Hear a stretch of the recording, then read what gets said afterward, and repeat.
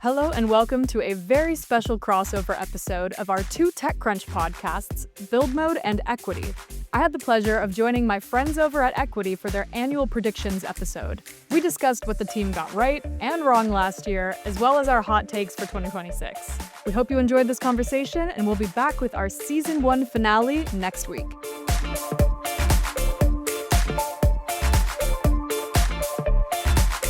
Hello and welcome back to Equity TechCrunch's flagship podcast about the business of startups. I'm Kirsten Korosec, transportation editor at TechCrunch. I am joined by a larger group of people today, so that's very exciting. As always, weekend editor Anthony Haas with us, as well as senior AI reporter Rebecca Bellan and Isabelle Johansson, who has this very lengthy title, head of startup Battlefield program, and also the host of our newest podcast, Build Mode. Woo! I like that little woohoo. Anthony, were you kind of working a little bit with Isabelle on the podcast? Did you know it was coming back a couple months ago? I knew it in the sense that I just received a lot of nudges that I should be promoting the podcast on stage at Battlefield, which is the correct thing to do, and I certainly did my best. Then I actually, talking to Isabelle and talking to Maggie, one of our other producers about the podcast, I was just really excited to hear that it was coming and what they were up to. Yeah, no pressure, Anthony, but thanks for the promo. No, I can also tell you a little bit about Build Mode, but basically we wanted to launch a podcast that's sort of the survival guide for early stage founders, because every year we see about 5,000 people throw their hat in the ring for Startup Battlefield, but we only choose 200, which might sound like a lot, but really it's pretty competitive. And so this podcast was born out of the idea that we wanted to sort of democratize and spread the knowledge that a lot of founders here in Silicon Valley have access to, but to founders around the world, especially because this year we're rolling out Startup Battlefield globally in 2026. So that's what Build Mode is. Check it out if you're a builder. But, Kirsten, this year actually a mobility company won Battlefield. How did you feel about that? I was kind of surprised that a transportation or mobility company won, just because everything's so AI focused, or I thought maybe something like in biotech or, more deep tech. So it was kind of cool. I mean, I can't remember the last time. Do you look in our archives and see when the last time a transportation company won? I mean, I remember many, many years ago, Get Around being not a winner, but actually, I don't know if they won, but they were a peer-to-peer car rental company. I don't think that they won, though. What was the company called that won this year? Glide? Glide, yeah. Yeah, Glide. I'm not surprised because we often pick something that's not just like the hypiest, but something that has real impact. And I think that in this world of AI this and AI that, it's all very software, right? It's something you can tangibly hold, and people don't necessarily feel like it's creating this huge impact on what people, touch every day of their lives. So, I mean, that's a really controversial statement. I might walk that back. But basically, real world stuff still matters in the world of AI. Hey, this is the predictions episode, so you can totally walk things back, because as our listeners are about to hear, there were some terrible predictions last year.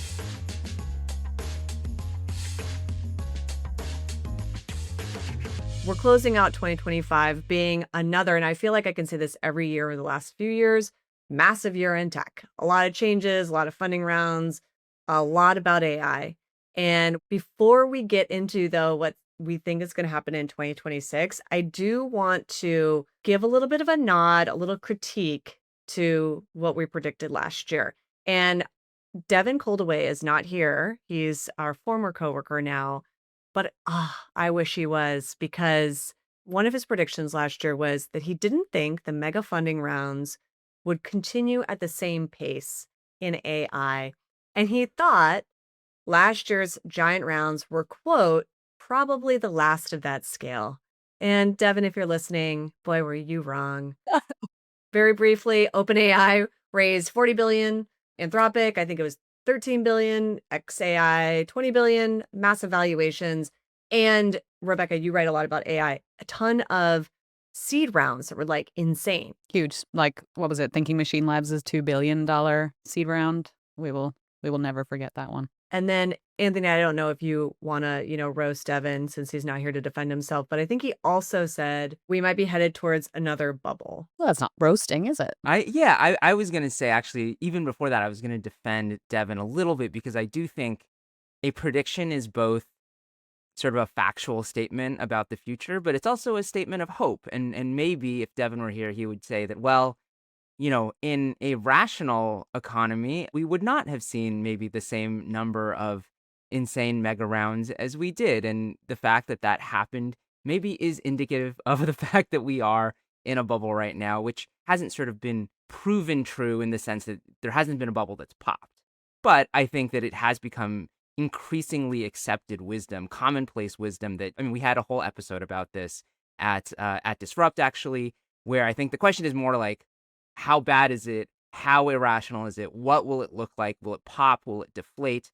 But obviously, there are at least bubble-like tendencies in AI right now. Isabelle, what's your perspective though? Because you see so many very early stage startups, some of the predictions about like a bubble and it's a dangerous time for a new AI startup. Yeah, I mean, these startups still need cash, right? So I think that's the challenge right now is we see all these companies that, could have raised a few years ago, but now are really, really struggling because if they don't have sky high metrics and traction from day one, they're not even being considered by VCs, right? So these companies are needing to look for alternative sources of capital to be able to even kind of get off the ground. So I think what we're seeing these days is companies getting, first of all, really scrappy and building with almost nothing in their bank, right? But then finding ways to get cash. So of course, seeing more bootstrapped companies looking into things like equity crowdfunding. A lot of companies we see sort of have a mass following on LinkedIn or fandom, right? Especially with the rise of consumer AI, there's people out there who want to support these companies and tools that they use every day.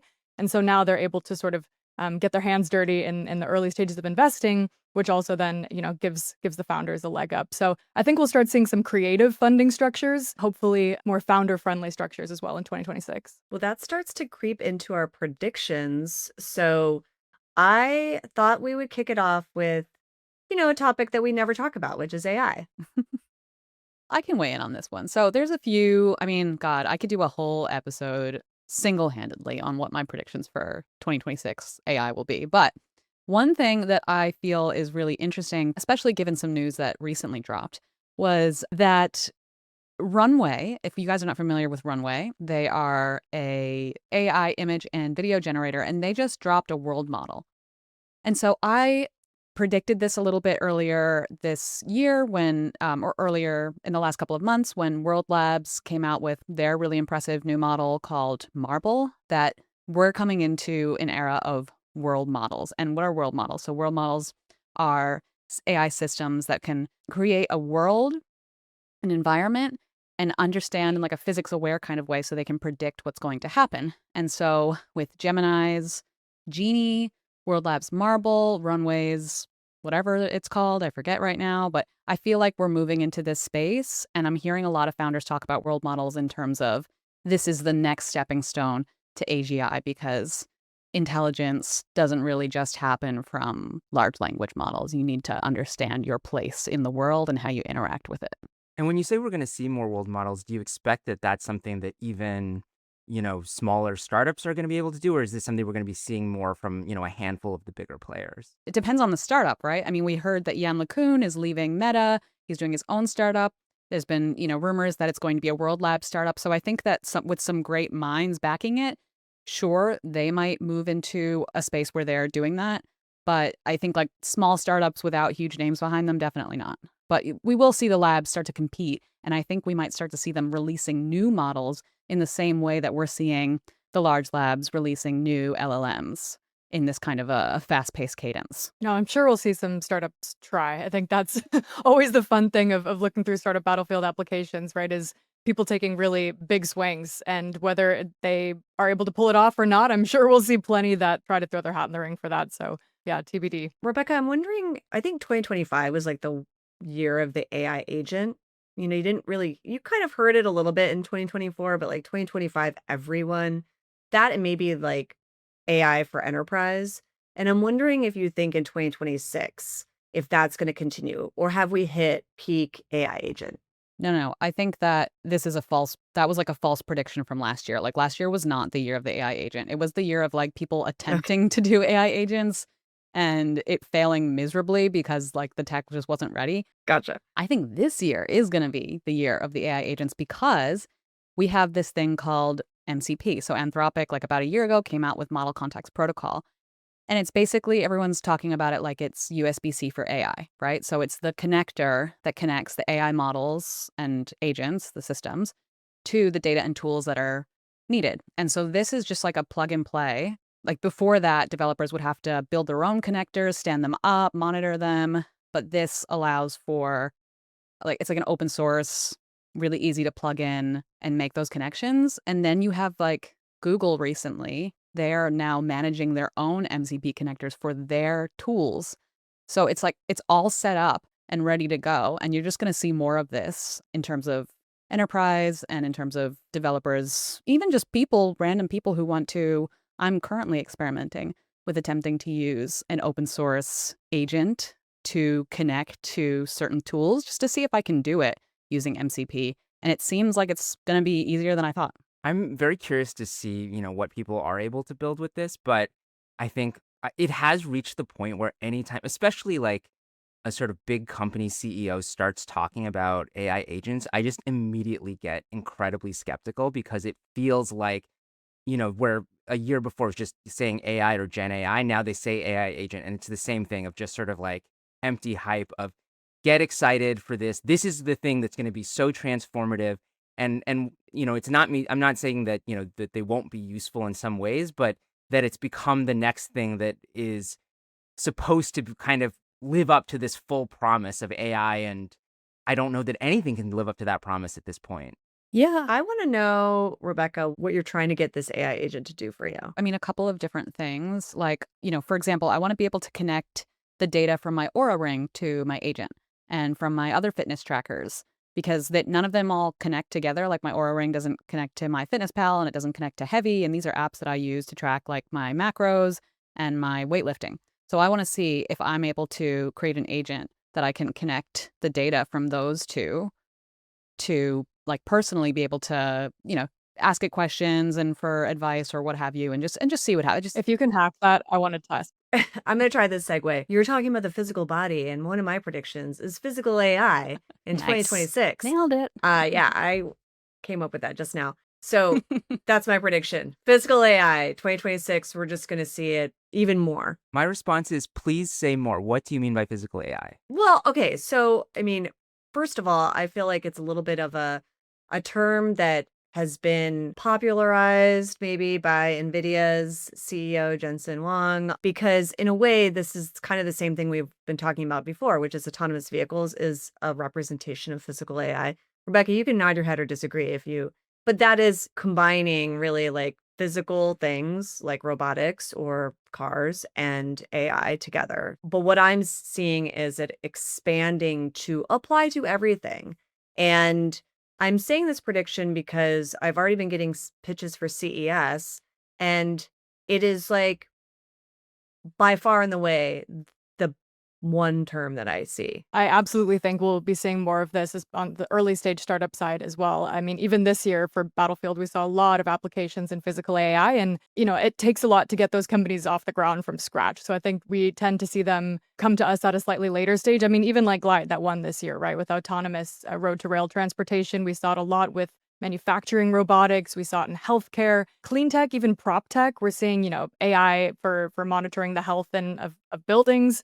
So I think there's many ways that we'll see it come into our daily lives. We saw it in, security cameras that are able to detect threats throughout different locations. So I'm also really excited about the rise of physical AI and hope to see more startups building in that space. But there are, a lot of big players who are, heavy competitors. So we'll see. We'll see. We'll be right back after a quick break.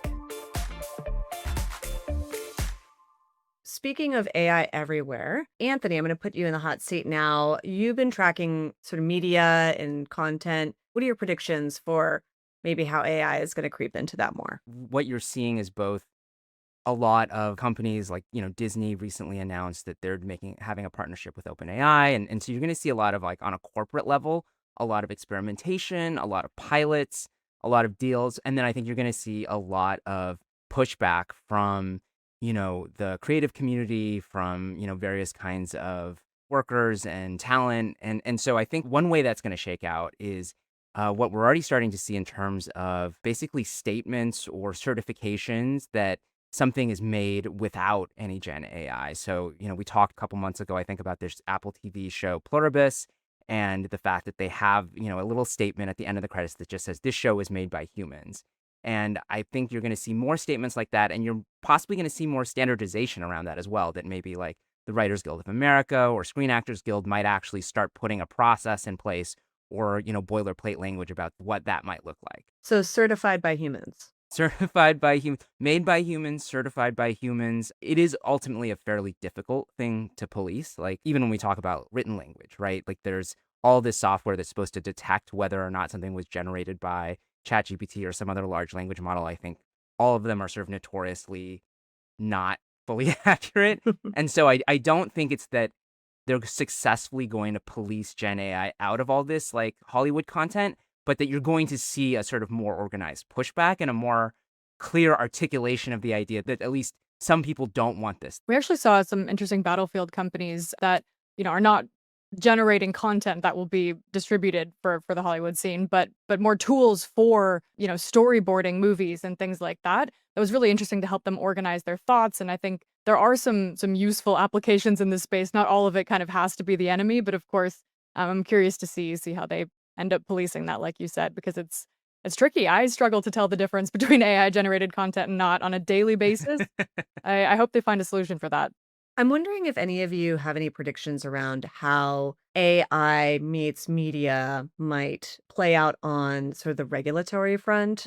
For instance, like, is FTC going to do anything about the Netflix deal, for instance? And will that have any effect on other deals in media? Rebecca, you recently wrote about how there are efforts to prevent states from policing AI regulations and it becoming more of a federal framework. So I'm wondering if either of those two things, on the media front or on the AI policy front. Well, the Netflix thing, I think if that's what you're referring to, I think the FTC will do absolutely nothing about that. And in terms of AI policy, I mean, glad you asked, Kirsten, because Trump just, recently dropped his executive order about trying to curb state AI laws or preempt state AI laws, on the grounds that AI is interstate commerce and that's federal ground. And I think that, I just kind of wrote a story about this, that this will create a bit of regulatory uncertainty for startups in the short term, at least, because it just means that specifically for smaller startups, like bigger firms, they can wait it out, they can handle everything. But as states are, the EO directs federal agencies to essentially sue states that have enacted AI laws that are a little too onerous or what have you. So whatever that definition ends up being, who knows? But all of this is going to be playing out in the courts, right? And so in the meantime, startups will be like, well, I mean, I started doing compliance for this. Do I stop? Do I wait? Do I continue? I guess my prediction is that there will be more confusion in the short term. I'm hesitant to say that there will be no federal policy that gets enacted. Certainly, Congress moves so slow. But there's a lot of push to do it. So, I mean, I don't know. What do you guys think? Do you think anyone think there's going to be some federal AI policy next year? No. Yeah, short and sweet prediction, no. Moving on. I do actually want to go back to something else that you touched on. You mentioned that you don't think the FTC is going to do anything about the Netflix Warner Brothers acquisition, which I found interesting because I don't agree. I don't know that they're going to block it. I have no idea about whether that's going to happen, but I think Trump has made it clear that he wants to kind of give Netflix a bit of a hard time on this, kind of see if he can maybe extract other concessions from them. So I think like Trump is going to make the executives at Netflix sweat a little to make this happen. I don't know if I think the deal probably will go through, but it's not going to be clear sailing. Well, speaking of deals, what about VC deals in 2026? What do you guys think is going to happen? I think we're going to unfortunately continue to see this liquidity crisis that VCs are facing. And I think the LPs are starting to get frustrated, right? I've seen a lot of family offices and institutional LPs who are just starting to kind of go directly to invest in startups themselves, cutting out the middleman entirely. I don't know what this means for the future of VC as an industry, but we're seeing this more and more of like, hire one person to a family office who can direct invest in startups and has that network and that credibility. And, you don't need to have a VC firm as that middleman. So, and this can often be more favorable for the startups too, because they don't have that timeline to exit, within 7 years or whatever it may be, but they oftentimes are more aligned with their industry. If the LPs have a specific network or industry of focus. I'm seeing a lot more founders look for that, although family offices and LPs are still sort of like, a unicorn. It's very difficult to find and to understand that space. But I'm curious to see how that plays out, and if VCs are going to continue to take these bets on these, sort of AI enterprise SaaS companies and the safe bets and the, third time founders and sort of the typical profile we're seeing, then what are the rest of the founders to do, right? All of these companies that are able to spring up with the rise of AI, anybody can build a company today, but not everybody has access to capital. And so I think, again, there's going to be more alternative sources. And I think that LPs direct investing is my hot take, my prediction for 2026. Can you elaborate a little bit as to what you think is driving that LP direct investment? Is it because VCs are continuing to go to like the repeat founders and, the structure that you just sort of played out? Or is there another economic reason why this is happening? More than anything, it's the control, right? I think instead of having that middleman to do the investing for them, they can take their own bets. I think LPs might be getting frustrated with the lack of liquidity and are seeing that, with all these companies popping up and the sort of average consumer having a better understanding of what AI is today, that people have more of their own bets. And I think that why have that middleman when more and more people are getting involved in investing themselves, right? Angel investors, equity crowdfunding. I think, people want to take matters into their own hands. So we'll see if that holds. But I do think that the venture landscape is really tough right now. And I hope that it gets better in 2026, but I haven't heard much to indicate that yet. Yeah, I wonder how that's going to affect startups, right? Like, because it feels like it's a new, for example, I lived in New Zealand for a little bit and it was a way less mature startup ecosystem. And that often meant that startups got really bad deals, like deals that were so bad that it actually killed them too early because they gave away too much equity too soon. Like, I wonder if like inexperienced startups going through family offices that are also maybe a little more inexperienced in terms of, investing in startups, if that kind of creates like if that backfires at all for them, I'm not sure. Yeah, and I think it's also, we see that in Europe quite a bit as well, is also just slower moving deals. Where in, Silicon Valley in the VC space, it happens quickly when they have conviction. But I think maybe with working directly with LPs, it's going to take a lot longer for them to get that conviction. Might be more relationship focused. So I think, yeah, you're right. For first time founders, they're going to need to have have all their tools in their belt before they approach these companies. Also, it's obviously less support and resources, less portfolio operation. So I'm not necessarily arguing that it's better for the startups on, a broad front, but I do think we'll see more activity from LPs. Is it like a money drying up thing in Silicon Valley? Because that's kind of what I think is happening with this IPO push that we're seeing for next year. I think everyone's expecting it to be like a blockbuster IPO year with OpenAI and Anthropic. So Every year is a blockbuster year for IPOs, Wow. don't you know? That's every year. I feel like, I don't know, 2024 was kind of low on the No, IPOs, I'm but not saying that actually plays out. I'm saying every year people predict that the following year is going to be the big year for IPOs. People always want it to be a blockbuster year. Yeah. That's the optimism. let's say next year is a big year for IPOs. Let's say OpenAI and Anthropic actually make it to the public markets. Honestly, unclear. The reason, I mean, my like cynical take is like they're exhausting private money and like Gulf money and need to hit the public markets because AI costs money. But I don't know, maybe that's just Well, I would say this, a lot of companies are not profitable when they go public. No, But no. what's been interesting to me is the trend of pre-revenue companies yes. going public. And that we saw happen a lot with like the whole SPAC era. That's settled down a little bit, I think, because there's been a drop in the market with some of those companies just haven't done as well. But if you're a deep tech company, to Isabel's point before, and you're having a hard time accessing capital, and you are a deep tech company, meaning you don't have you're not a software as a service company that has a product that can be put out, very quickly. You're looking at a 5 to 10 year development. Where do you find that capital? And maybe you turn to the public markets because of it, or family office, to your point as well. But I actually had a question, Isabelle, for you about, you've seen so many of the Battlefield applications and you get a lot of inbound. What trends do you see happened this year in terms of the types of industries that they're going after? And do you have a prediction of where that's going in 2026? Yeah.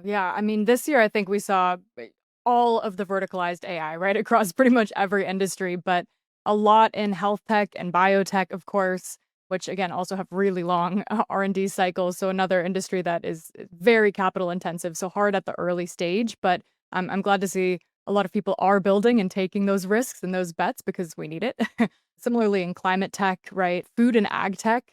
So these industries that I think people want to see change, and founders are taking matters into their own hands in many of these spaces, which I think is really great to see. In terms of AI, we've seen a lot of sort of the compliance layer, right? Cybersecurity, these companies that want to be the backbone of the infrastructure that other companies build on as we get deeper and deeper into this AI world. I think that's interesting and cool to see the startups building that instead of, maybe waiting for some of the incumbents. I guess we've also seen quite a bit of consumer and edtech AI, much more than last year. I think this is a really tricky space.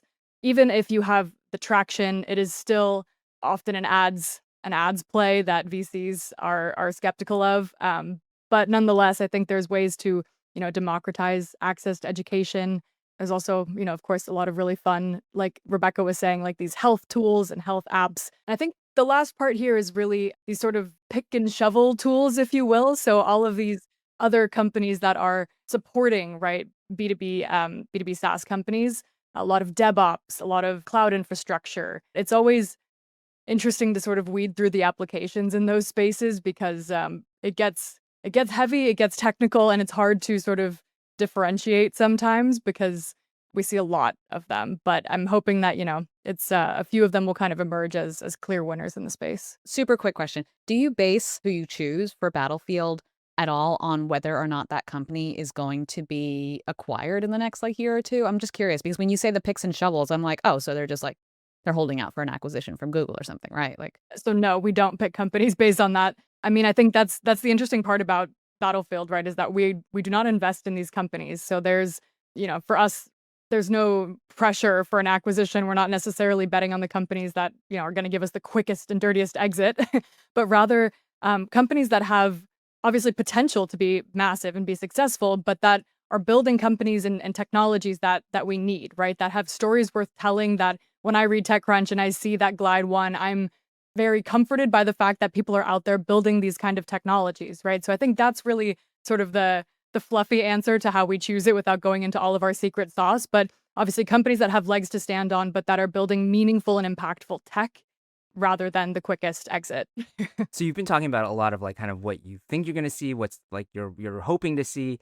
To make it slightly more negative, because I think that's more fun. Just at the end of the application process, is there a buzzword, a phrase that you just think you're going to be completely sick of? And it's not necessarily going to disqualify a startup, but you're just like, I never want to hear these words ever again. Okay, I'm trying to think of the exact phrase, but I think even this year, if it was not another type of sales team tool, sales enablement tool, or a lot of these internal tools that are just I don't know, we saw probably a million times, but of course it's agent, right? So it's Oh, some God, type yeah. of internal enterprise agent, right? To make people's jobs easier, fine, but for every single job out there, no, please God, no, we don't need an AI agent specifically for every job on the planet. I think, I'm hoping that we'll see bigger buckets, right? Of maybe an industry focus rather than targeted for a specific job. And I'm sure these startups have plans to expand to other teams in the company, but for now, I'm seeing many, many variations of that same topic. AI will save the world, they said. Any day now. Yeah, any day. We're going to move to the final rapid fire. I hope that you all have fun ones prepared. I know I do. So I'll kick things off. I predict that Johnny Ive and Sam Altman will release a behind the God. music style documentary of their collaboration, and then we'll have a giant public breakup. I endorse that. I love these. Mine are silly too. My last one is I believe that Waymo will be raising even more money, more billions in order to scale at an even faster pace. I don't think that they're going to IPO in 2026, but I do think that they're going to have another massive round. Oh, ticking on to that, I feel that public adoption of self-driving cars is really going to shift to, you know what? Yeah, human drivers do suck. Let's get the robots on this one. My not silly one is that I think late stage VC is going to die or get hurt significantly because so much hype money is tied up in these AI companies that have fallen or gotten eaten by the giants, and like that return on investment is just not going to show up. I feel like that's an aspirational one. I feel like it should happen. But it feels, I don't know if it will happen. I mean, I don't want this to happen, but anyway. Other rapid fire, Elon Musk will weigh in on something that he has no expertise in, like cooking or home decor or something. And I'm saying this based on the fact that he started weighing in on fashion this week. I was like, come on, guy. Like, come on. Like, Cybertruck is not, it's not the aesthetic flex that you think it is. Well, for some people, they love the Cybertruck, right? Some people, Kirsten, but most people don't. Some people. Speaking of fashion, I think that Jensen Wang's leather jacket is going to show up on prediction markets somehow. Like, if he's wearing it, it means that, something is going to happen. I do know really quickly, I know I said I wasn't going to jump in on rapid fire, but I will say that he once told me, this is many years ago before he was more difficult to get interviews with, but I was at Elon? GTC and Jensen. Okay. It was a small group of reporters, and he said that his wife gets him a new jacket every year. So while they're black, they're always the same color. There are slight differences. So Okay. look for those deep cuts. Maybe, if he pulls one out of the archives. Amazing. My last rapid fire was that we will have a return of the dumb phone so founders can stay, quote, founder focused. Oh, nice. I like that one. I would buy that probably. I mean, I know there are other dumb phones already, like kind of taking off. Actually, I would tie in one of my rapid fires to that, which is that, I think there's been a lot of reporting that there's going to be a foldable iPhone, and I don't think it's going to be a complete flop, but I don't think there's a mass market for this. I think it's going to be a niche product. A lot of weirdos are going to try it out. I'm also going to predict that Tim Cook is not going to retire next year. I don't have any inside information. I just figure it's sort of a coin toss, and why not say he's not going to retire?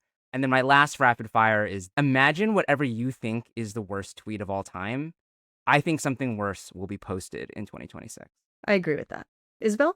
My hot takes or rapid fire takes. I think stealth mode is dead. I think that, we're going to have to see some forced stealth modes when they have, compliance and FDA and stuff like that to go through. But in terms of the AI wave, people are just launching left and right. So stealth mode is dead in 2026. Along those lines, I think we're going to see, more like overuse of these buzzwords like AI native, right? Everything is going to be AI native because if it's not, nobody's going to talk to you, right? And so even if it's not quite, I think we're going to be seeing some stretches in that aspect.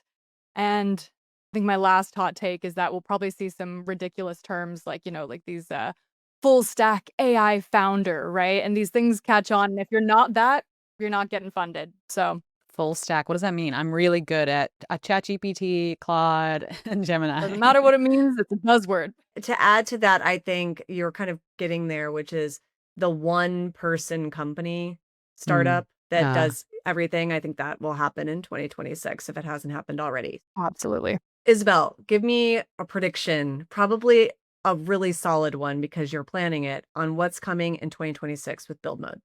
Yeah, absolutely. So, this season, for season 1, we focused on everything go-to-market for founders, right? All aspects of going to market. And season 2 will be focusing on people from all aspects. Team, hiring, firing, finding co-founders, really diving into how you build that team and how you keep it strong. So I think it'll be a really refreshing topic to start 2026 with. Hopefully, a little bit more, positive than some of the last years of layoffs that we've seen a lot of. And now we're going to talk about building a strong team. So looking forward to that. All right. What do you think of our predictions? Please let us know. You can find us at Equity Pod. Thanks as always for listening and enjoy your holiday. We will see you next year. Build Mode is a TechCrunch podcast. Each episode is produced and edited by Maggie Nye and hosted by me, Isabelle Johannesson. Our art and design is also by Maggie Nye. A big thanks to Morgan Little, who leads our audience development, the Foundry and Cheddar video teams, and most of all to you, the builders, and everyone else in the wider startup community. We'll see you back here next time.